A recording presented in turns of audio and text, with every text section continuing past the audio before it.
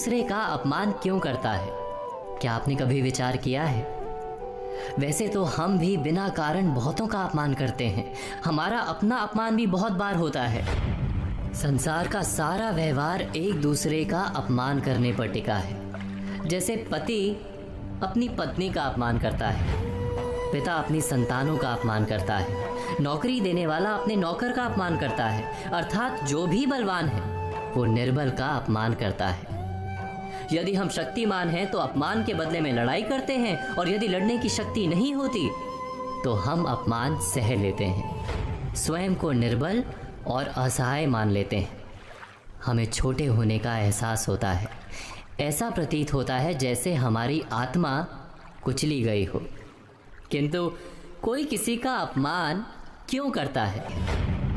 जब अपमान होता है तो मनुष्य को अपनी निर्बलता का एहसास होता है, और निर्बलता का बोध मनुष्य को कुचल देता है। वो अधिक से अधिक निर्बल बन जाता है, अत्याचार सहने की आदत सी पड़ जाती है, आत्मविश्वास का नाश हो जाता है। और जब आत्मविश्वास नहीं होता तो मनुष्य शराब और जुए जैसे व्यसनों में सुख ढूंढता है, मन से रोगी बन जाता है।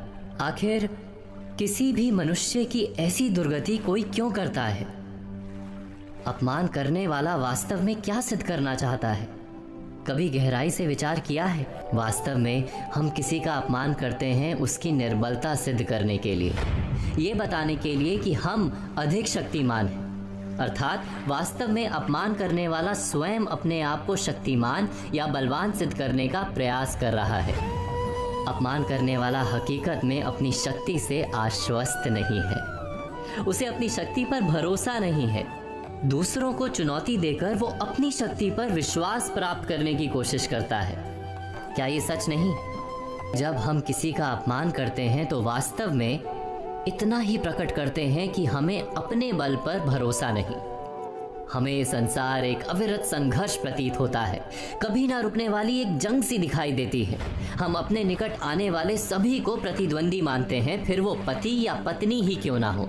हमें निरंतर लगता है कि हमें अपनी शक्ति सिद्ध करनी होगी, अन्यथा हमारा शोषण होगा, हम किसी के गुलाम बन जाएंगे।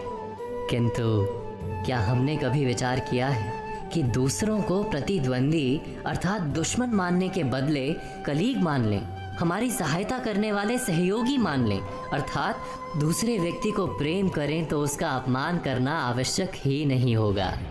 किंतु प्रेम करने के लिए आत्मविश्वास आवश्यक है। जिसे अपनी शक्ति पर विश्वास नहीं, वो प्रेम कर ही नहीं सकता।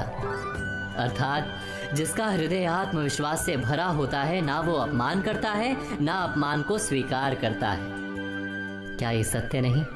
इस तथ्य पर विचार अवश्य कीजिएगा।